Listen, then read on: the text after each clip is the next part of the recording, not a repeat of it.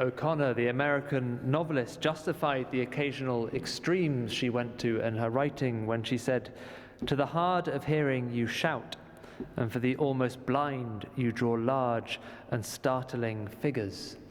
If you want to drive home a message to a group who are likely to misunderstand you, you speak loudly.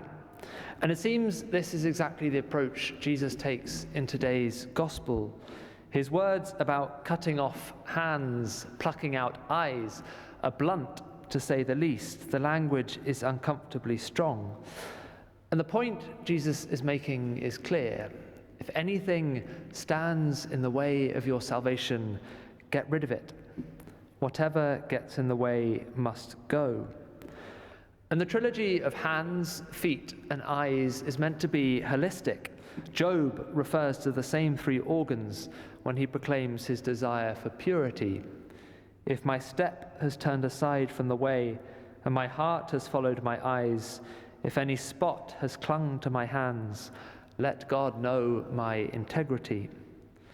And the trio speaks of the many different ways we do place obstacles in our path. It can serve as a kind of examination of conscience. Our hands are made for reaching out to grasp things.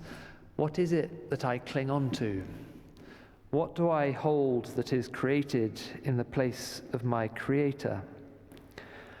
Our feet set us on the right path. Which way do I walk? What's the trajectory of my life? And our eyes are made to see with. Where do I look? What or whom do I seek? And the church has consistently read this passage as referring to occasions of sin, those situations which are likely to lead us down a dangerous path. They may be harmless in and of themselves, but can lead to no good. And it's tempting to soften the force of Jesus' message by dismissing it as mere hyperbole or exaggeration. But just because a command is metaphorical, of course Jesus doesn't literally call us to mutilation, it doesn't mean its force should be lessened. Jesus is uncompromising and challenges us to be uncompromising with ourselves. Whatever gets in the way must go. But amidst this challenge, this call to greatness, there is an important perspective to these words I think we must hold on to. In the third statement, Jesus compares entering the kingdom of God to being thrown into hell. But in the other two, he speaks about entering into life. It is better for you to enter life crippled than with two hands to go to hell. To enter into life doesn't merely refer to something in the future. It may seem that we're being asked simply to forego all sorts of earthly delights just so that we can rest in the bliss of heaven, to live a miserable life on earth so as to eventually live in joy. But that isn't the case at all.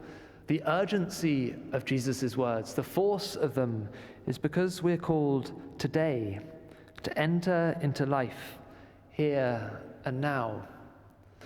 Sin cramps us, it paralyzes us, it diminishes our nature and cuts off our flourishing. To cut off all occasions of sin is to be free. It's to cast off our shackles and enjoy the fullness of life that Christ offers. The glory of God is a man fully alive, as St. Irenaeus said.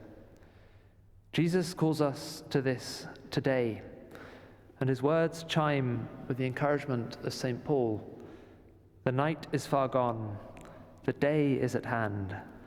Let us cast off the works of darkness and put on the armor of light.